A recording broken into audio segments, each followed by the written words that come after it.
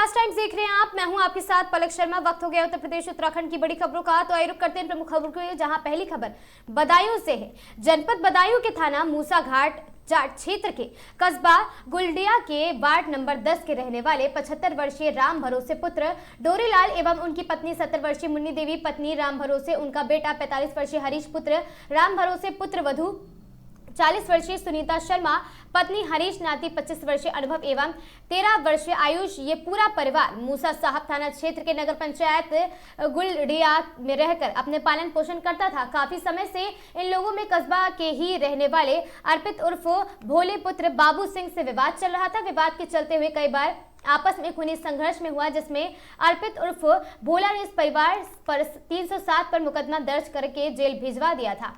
इन लोगों ने अपनी पैरवी करने के उपरांत जमानत करवा ली, जिसके बाद भी विवाद हुआ तो दोनों तरफ से मुकदमेबाजी शुरू हो गई। और साथ ही आपको बता दें, एक दिन हो रहे संघर्ष को देखते हुए परिवार का कहना है अर्पित उर्फ भोला की कस्बा गुलडिया में बिरादरी ज्यादा होने की बात पर कस्बा गुलडिया में बरादरी जाना होने की वजह से रहने को मजबूर कर दिया गया। आए दिन भोले इन लोगों पर हमला और गाली गलौज करता है। और इस परिवार का कहना है कि यह मूसा झारा थाने के इससे पहले SHO भोले की तरफ से एक तरफा कार्रवाई करते थे, और जिसका वजह से भोले से हौसले बुलंद थे।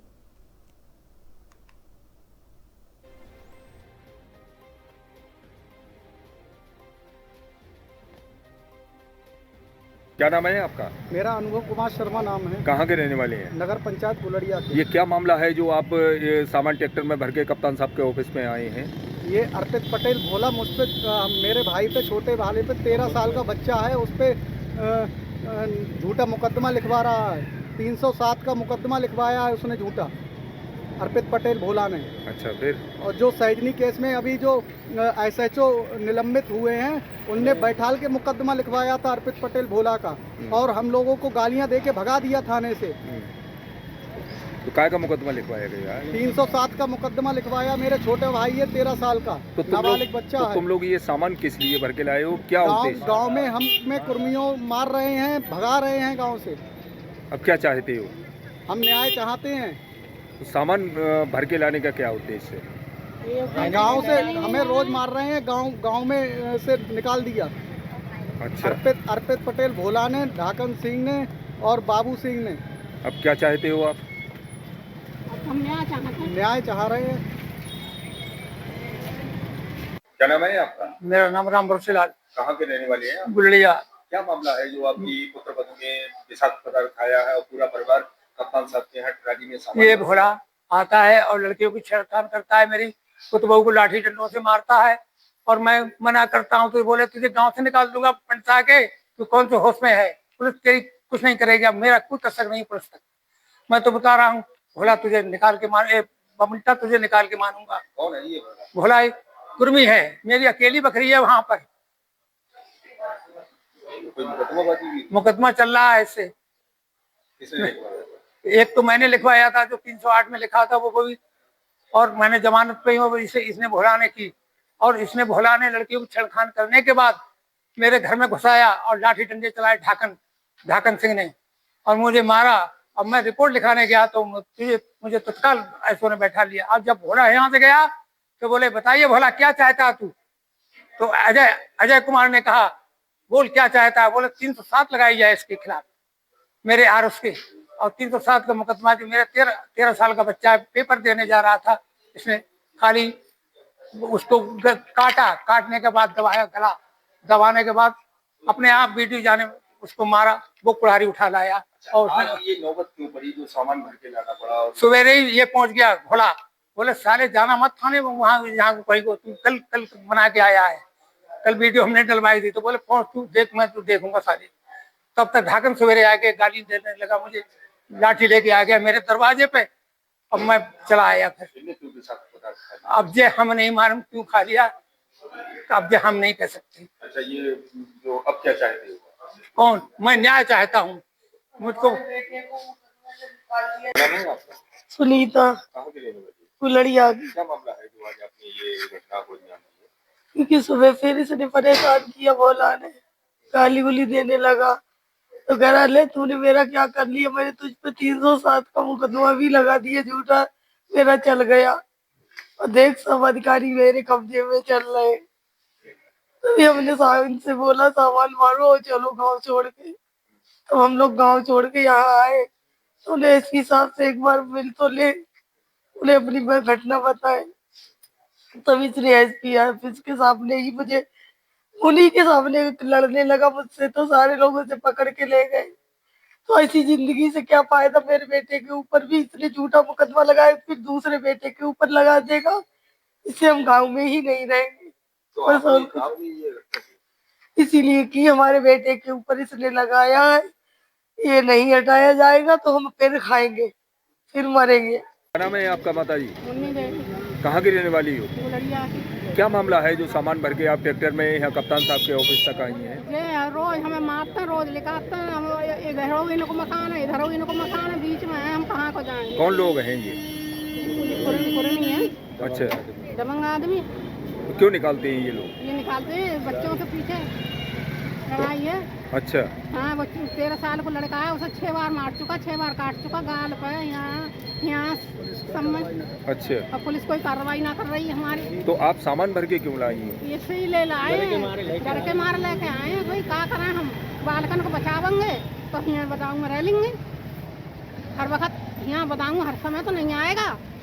हैं, इधर जा रहे हैं तो इधर है, उधर जा रहे हैं तो उधर है, कहाँ को जाए बताओ। कोई चीज़ बत्त लेने को जान दुकान पे जाते हैं तो घेरते हैं। तो आपने कहीं एप्लीकेशन वगैरह दी थी क्या? हाँ दी, वे हमारी कोई। जनपद बदायूं के बिलसी थाना क्षेत्र के गांव महलौली का रहने वाला 40 वर्षीय श्रीमुख पुत्र प्रकाश गेहूं की कटाई का कार्य कर रहा था।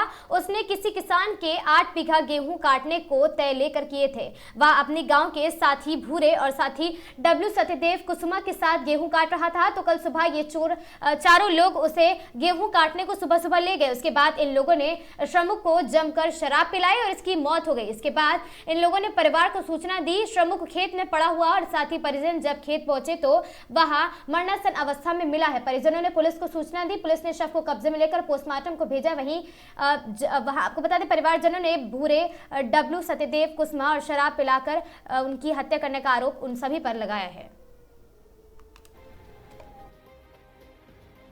नाम है आपका? चंद्रहास नाम है। कहाँ के रहने वाले? महलौली के। ये क्या मामला है जो तुम्हारे भाई की? मेरे भाई खेत में गेहूं काटने जाते थे, 8 बीघे गेहूं ठहरा रखे थे। वहाँ पे एक दिन कटवाए थे, दूसरे दिन दारू पिलाई, सुबह से ही ले गए। कौन दारू कौन? पिलाई भूरे और तुम्हारा डब्लू और सत्यदेव और कुसुमा, अच्छा, इनके साथ काटते थे। पूरे दिन इन्होंने कल दारू पिलाई है। दारू में पता नहीं सर क्या दे दिया, ये हमें नहीं पता। जहर दिया है या गोली दी है ये नहीं पता। अभी वो डॉक्टर साहब ही जब रिपोर्ट में आएगा जब पता चलेगा। मौत हो गई इनकी? जी। क्या नाम था भाई का? सुरमुख नाम था।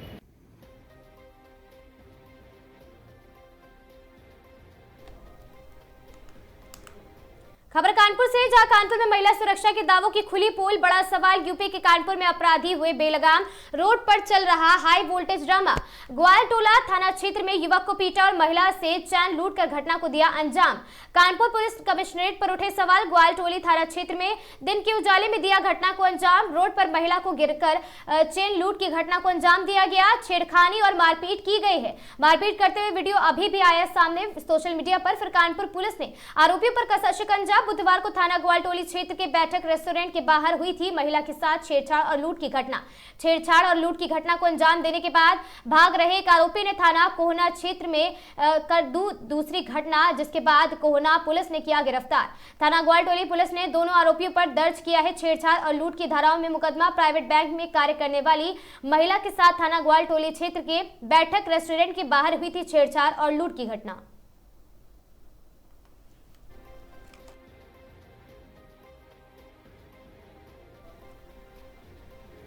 कौशाम्बी जिले के सराय के स्थित सामुदायिक स्वास्थ्य केंद्र में आज स्वास्थ्य सुविधाओं को लेकर मजबूत करते हुए 8 बेड वाले आयुष्मान वार्ड का शुभारंभ किया गया। केंद्र के अधीक्षक डॉक्टर ललित सिंह ने फीता काटकर वार्ड का विधिवत उद्घाटन किया है। उन्होंने कहा कि सरकार की मंशा के अनुरूप जरूरतमंदों को उच्च गुणवत्ता की स्वास्थ्य सेवाएं उपलब्ध करना प्राथमिकता है। नवस्थापित वार्ड में आधुनिक सुविधाओं से युक्त बेड है, स्वच्छता वातावरण और साथ ही मरीजों के लिए आवश्यक चिकित्सा संसाधनों की व्यवस्था की गई है। इससे खासकर आर्थिक रूप से कमजोर मरीजों को बड़ा लाभ मिलेगा। स्थानीय लोगों ने इस पहल का स्वागत करते हुए कहा कि जब गंभीर मरीजों को इलाज के लिए दूर नहीं जाना पड़ेगा।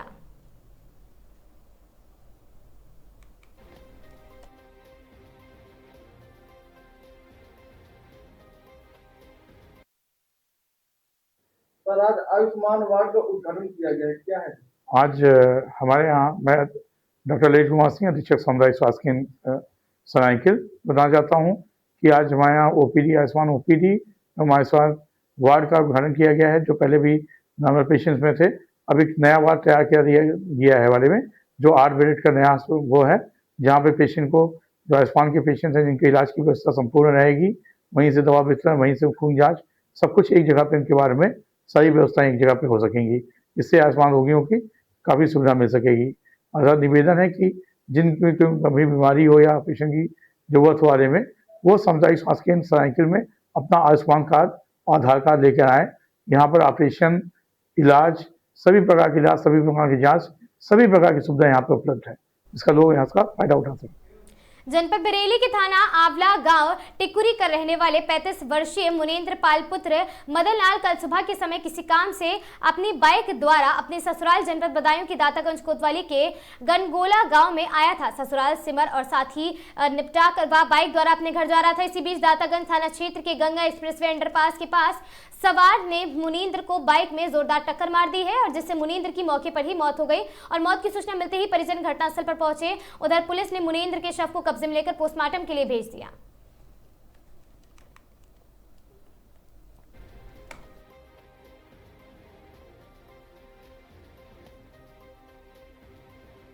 क्या नाम है आपका? नरेश पाल, कहाँ के रहने वाले हैं? ग्राम टिकुरी। अच्छा, ये क्या मामला है जो भाई की सड़क हादसे में मौत हुई है आपकी? हमारा भाई बरेंद्र पाल ग्राम गनगोला अपनी ससुराल गया था, वहाँ से वापस आ रहा था। वापस आते समय गंगा एक्सप्रेस वे के सर्विस रोड पे एक गांव पड़ता है छचाऊ, उसके पास में एक बाइक और आमने सामने से एक्सीडेंट हुआ। उसी समय वो डेथ हो गया। क्या नाम था भाई का? मुनेंद्र पाल। अच्छा, जिसने टक्कर मारी है वो बाइक पकड़ गई थी? जी, वो थाने में है। जनपद अमरोहा के क्षेत्र मंडी धनौरा के आम के बाग में युवक का शव लटका हुआ पाया गया। अवगत करा दे कि कस्बा मंडी धनौरा में सुबह 7 बजे बाग का माली जब बाग में पहुंचा तो पेड़ पर युवक का लटका शव देख आश्चर्यचकित रह गया। आनंद फानन में पुलिस को सूचना दी गई। मौके पर थाना अध्यक्ष पुलिस बल के साथ पहुंचे और साथ ही बैरिकेडिंग करने के बाद शव को अपने कब्जे में ले लिया और मामले की जाँच में जुट गए। करीब 2 घंटे के बाद मृतक की नवनगिरी के नाम से पुष्टि हुई है, जो कस्बा धनौरा का ही निवासी था। मृतक मोबाइल की दुकान पर काम करता था। मृतक की पुष्टि होने के बाद शव को पोस्टमार्टम के लिए भेज दिया गया और पुलिस मौत के कारणों का पता करने में जुट गई है।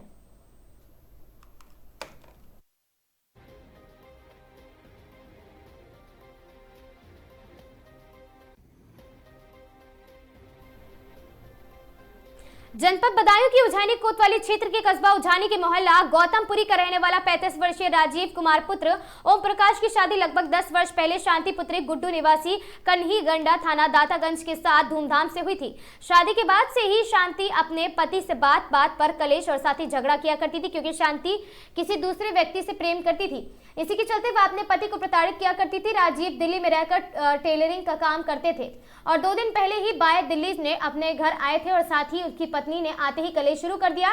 इसी से क्षुब्ध होकर पति राजीव कुमार ने कल घर पर विषाक्त पदार्थ खा लिया। जब उसकी हालत बिगड़ी तो परिजन उसे मेडिकल कॉलेज लेकर पहुंचे, जहां उपचार के दौरान उसने दम तोड़ दिया।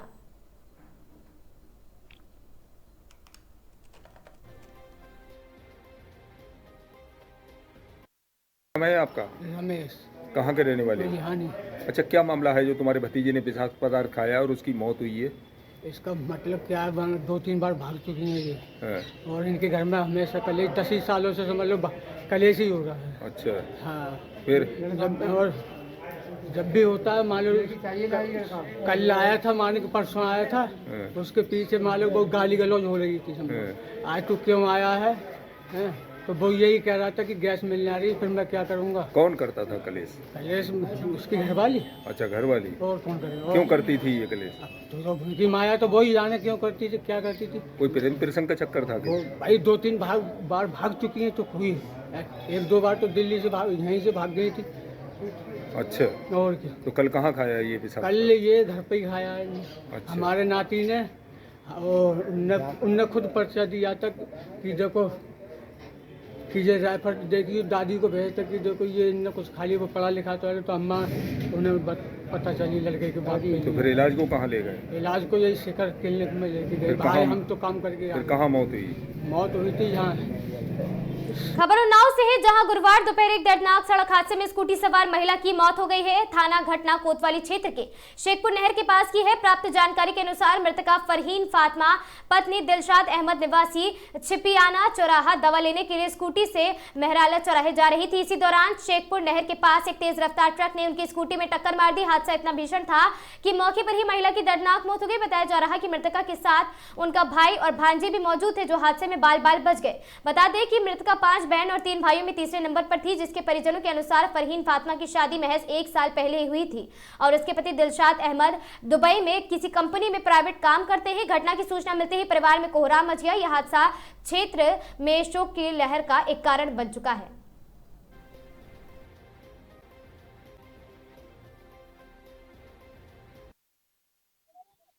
रईस अहमद भाई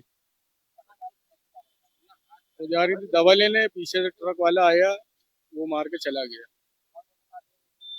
बड़े भाई थे साथ में, छोटी भांजी थी, इनकी मौत वहीं मौके पर हो गई। नहीं, बाकी किसी को कुछ नहीं हुआ है।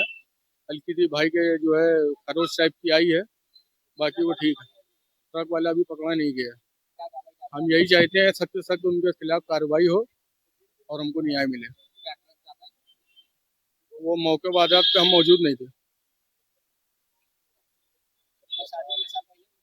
हाँ, शादी अभी ये 1-2 साल के दरमियान में हुई थी, पति उनके बाहर रही थी। बहराइच में अपराधियों के खिलाफ चलाए जा रहे अभियान के तहत कैसरगंज पुलिस को बड़ी कामयाबी मिली है। पुलिस ने नाबालिग से दुष्कर्म के आरोपी को गिरफ्तार कर जेल भेज दिया। पुलिस अधीक्षक विश्वजीत श्रीवास्तव के निर्देश पर चल रहे अभियान के तहत थाना कैसरगंज की पुलिस ने कार्रवाई करते हुए आरोपी धर्मेंद्र की गिरफ्तारी की है।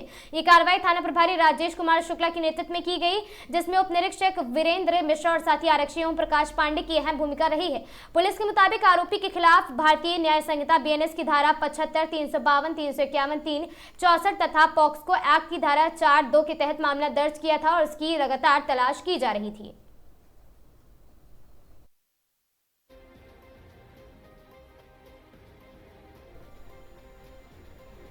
अलीगढ़ के थाना सासनी गेट क्षेत्र के सराय मिश्र में पथराव और फायरिंग के आरोपियों पर स्थानीय पुलिस के द्वारा कोई कार्रवाई नहीं की जा रही है। कार्रवाई न होने के चलते पीड़ित गुरुवार की दोपहर 1 बजे SSP कार्यालय पहुंचे। इस दौरान पीड़ितों ने SSP नीरज जादौन से मुलाकात करते हुए कार्रवाई की मांग की है। पीड़ित महिला ने बताया कि होली के दिन 1 दर्जन से अधिक दबंग जबरन उनके घर आ गए और पथराव करते हुए ताबड़तोड़ फायरिंग की थी।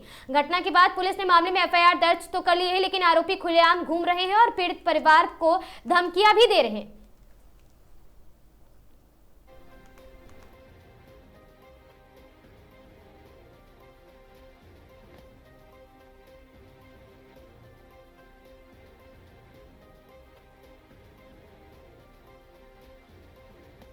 क्या नाम है आपका, कहाँ रहती हैं? मैं वहाँ रहती हूँ मिश्री सराय में, जयगंज अलीगढ़। क्या नाम है आपका? दुलारी। क्या हुआ, क्या घटना हुई है, किस मामले की शिकायत लेके आई थी आप? क्या घटना हुई थी, दीपक वहाँ पे होली वाले दिन 5 तारीख को फायरिंग हुई है, गोलियाँ चलाई हैं बेमतलब के, ना कोई लड़ाई ना झगड़ा। कहाँ गोलियाँ चली है? कहाँ चली है? मिश्री सराय में चली है। जयगंज आपके घर पे? कहाँ पे? हाँ, हमारी गली में ही, हमारे घर पे ही। क्या कारण रहा है? कुछ भी कारण ना है, बेमतलब की चलाई है। कितने लोग थे? थे 15-20 जने। पथराव वगैरह भी हुआ? हाँ, पथराव हुआ है, पहले तो फायरिंग हुई है, फिर उसके ऊपर चढ़ कर पथराव हुआ है, ईंटें मारी है, साजी खूब बड़ी बड़ी है, और मेरे बच्चे के लग गई, और एक और एक छोरा मारे। तो कार्रवाई नहीं हुई? कार्रवाई हुई नहीं है। FIR दर्ज हो गई? करा दी। FIR दर्ज हो गई? हाँ। तो अब क्या है, किस मामले को लेके आए थे, अब क्या बोला SSP साहब? SSP ने ये कहा हाँ। आपने क्या बोला SSP साहब से, क्या चाहती हैं? मैं ये चाहती हूँ उनको जेल हो, सजा हो। गिरफ्तारी नहीं हुई अभी किसी की? नहीं, किसी की गिरफ्तारी नहीं। कितने लोग थे? थे 15-20 जने। तो अब क्या आश्वासन दिया एसएसपी साहब ने? अब एसएसपी साहब पे मैं गई थी, मैंने बोला कि वो मेरे पे दबाव डाल रहे हैं। किस चीज़ का? समझौता कर लो, मैं समझौता नहीं करना चाह रही। धमकी वमकी मिल रही है? धमकी मिल रही है, लालच देते हैं पैसों का, मैं नहीं लेना चाह रही। एसएसपी ने क्या बोला आप? अब वो जो कह रहे हैं कि चलो वो पकड़े जाएंगे। आश्वासन दिया है? हाँ। जनपद बदायूं में 31 मार्च की सुबह हुए भीषण सड़क हादसे में 2 लोगों की मौत के बाद तीसरे व्यक्ति की उपचार के दौरान बरेली में मौत हो गई। आपको बताते चले, जिला बरेली थाना आवला गांव नंदगांव के रहने वाले 38 वर्षीय महेश पुत्र झानन लाल गिंग कंपनी में कार्यरत थे और साथ ही गंगा एक्सप्रेसवे पर सिक्योरिटी गार्ड की नौकरी करता था। 31 मार्च की सुबह इसी कंपनी में कार्यरत उजाने कोतवाली क्षेत्र के सामांती नगला मजरा पिपरोल के रहने वाले 41 वर्षीय दिनेश को सुबह ड्यूटी खत्म करने के उपरांत 42 वर्षीय हुकुम सिंह निवासी अलवर राजस्थान एवं नंदगांव का रहने वाला महेश एवं एक अन्य साथी उसे पहुंचाने बुलेरो कैंपर से उसके घर जा रहे थे। तभी कचला उजानी मार्ग पर दहेमू गांव के पास विपरीत दिशा में आ रही डबल डेकर बस ने बुलेरो कार में जोरदार टक्कर मार दी, जिसमें हुकुम सिंह एवं दिनेश की मौके पर ही दर्दनाक मौत हो गई। उसके बाद नंदगांव का रहने वाला महेश एवं एक अन्य साथी गंभीर रूप से घायल हुए हैं।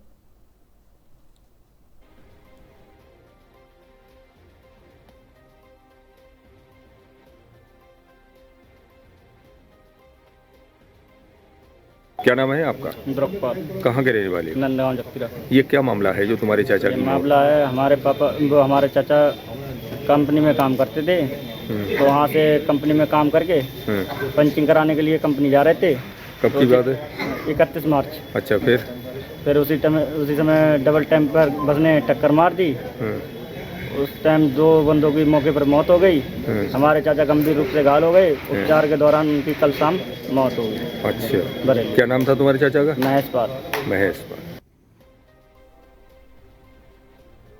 जनपद बदायूं के बिसौली थाना क्षेत्र के रहने वाले ओमवीर पुत्र धनपाल की शादी लगभग 9 वर्ष पहले बिलसी थाना क्षेत्र के बांस बरोलिया गांव के रहने वाले भगवान दास की बेटी भीमवती के साथ धूमधाम से हुई थी। भीमवती ने नवरात्रि के व्रत किए थे और साथ ही आपको बता दें कि कल सुबह के समय उसने घर पर हवन करवा कर कन्या पूजन करवाया था। उसके बाद अपने पति और बच्चों के साथ खाने को बैठी, तभी अचानक उसके पेट में दर्द होने लगा। उसका पति उसे बिसौली निजी अस्पताल लेकर गया, जहाँ डॉक्टरों ने उसकी गंभीर हालत को देखते हुए बरेली हाई और साथ ही हाई वहां पर सेंटर रेफर कर दिया। बरेली ले जाने पर डॉक्टर ने उसे मृत घोषित कर दिया और साथ ही मौत की सूचना जब मायके वालों को दी गई तो मायके वाले तुरंत भीमवती के ससुराल पहुंचे और पुलिस को सूचना देकर बताया कि उसके पति ने भीमवती को विषाक्त पदार्थ खिलाकर मौत के घाट उतार दिया है।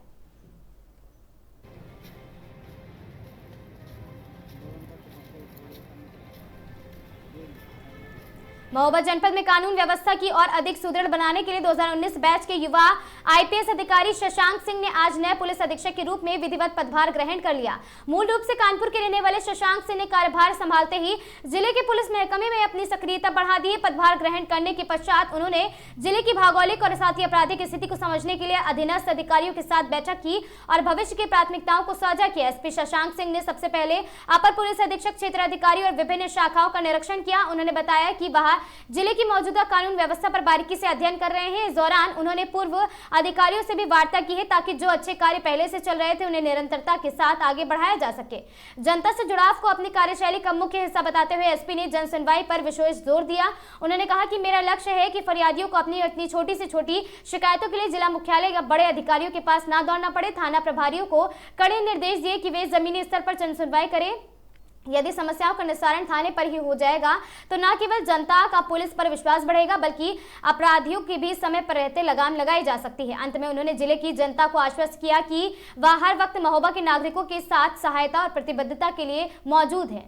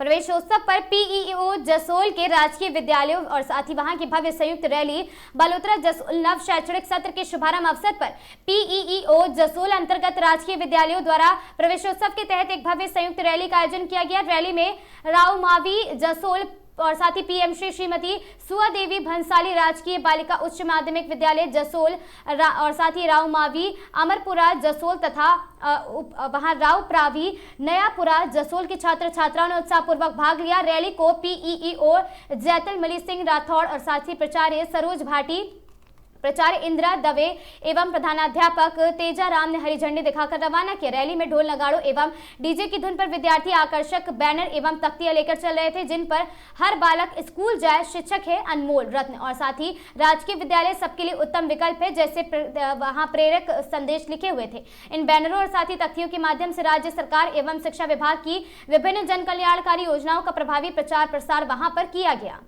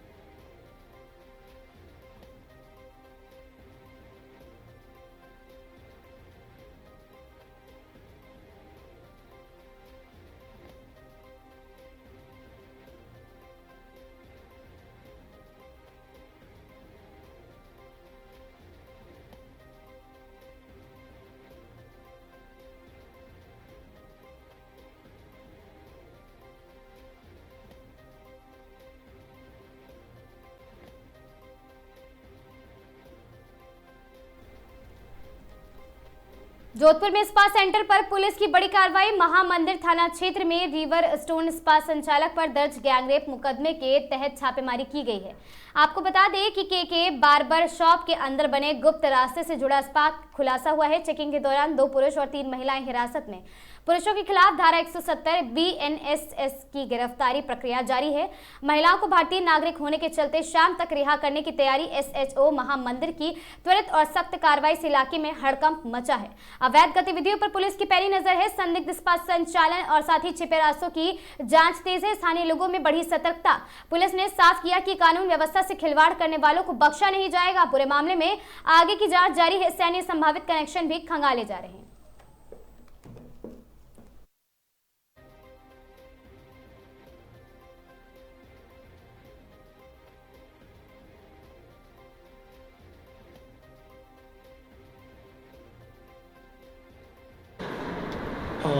मैम, जैसे आज 2 स्पा पे कार्रवाई हुई, किस तरीके की कार्रवाई की और क्या एग्जाम दिया गया?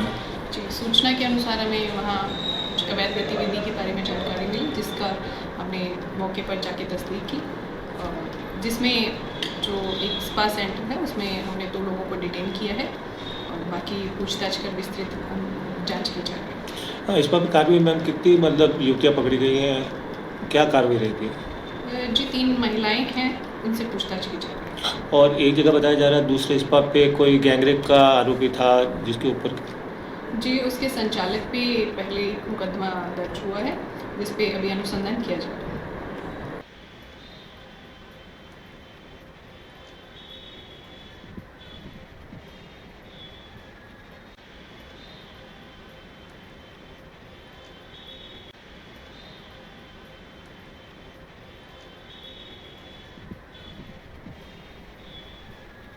सरगुजा जिले के लखनपुर क्षेत्र में आबकारी विभाग की टीम ने बड़ी कार्रवाई करते हुए कुख्यात गांजा तस्कर कृष्णा सिंह को गिरफ्तार किया। आरोपी के पास से 5 किलो से अधिक गांजा बरामद किया गया। आरोपी ने NDPS एक्ट के तहत उसकी गिरफ्तारी कर उसे जेल भेज दिया गया। मिली जानकारी के अनुसार दिनांक 2 अप्रैल 2026 को सहायक जिला आबकारी अधिकारी रंजीत गुप्ता के नेतृत्व में संभागीय आबकारी उड़न दस्ता टीम ने जिला आबकारी सरगुजा की टीम लखनपुर क्षेत्र में संयुक्त गश्त कर रही थी। इसी दौरान मुखबिर से सूचना मिली कि नवापारा आमगसी निवासी कृष्णा सिंह के घर भारी मात्रा में गांजा रखा हुआ है। तलाशी के दौरान आरोपी के हाथ में एक बाल्टी मिली जिसमें 2 पॉलीथीन में गांजा रखा हुआ और जब उसका वजन किया गया तो कुल 5.135 किलोग्राम पाया गया है। और साथ ही आपको बता दें, सहायक जिला आबकारी अधिकारी रंजीत गुप्ता ने बताया कि आरोपी कृष्ण सिंह लंबे समय से गांजे का अवैध कारोबार कर रहा था और पहले भी 2 बार जेल जा चुका है।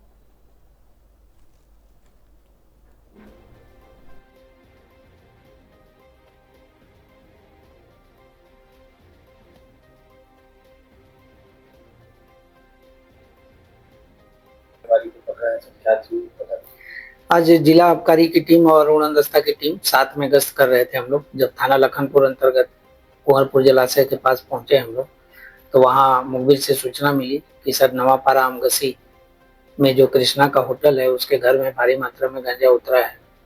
चूंकि हम लोग जानते हैं कि कृष्णा पहले भी 1-2 बार गांजा में जेल जा चुका है, तो इसलिए सूचना सही लगी तो हम लोग तत्काल उसके घर दबिश दिए।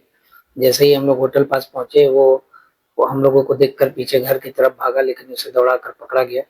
जब पकड़े तो उसके पास से 5 किलोग्राम गांजा बरामद कर उसे जेल दाखिल कर दिया गया। कई बड़ी कार्रवाई आपके द्वारा की गई है सरगुजा संभाग के अंदर। क्या लगता है सर, ये नशा का व्यापार कब तक थमेगा?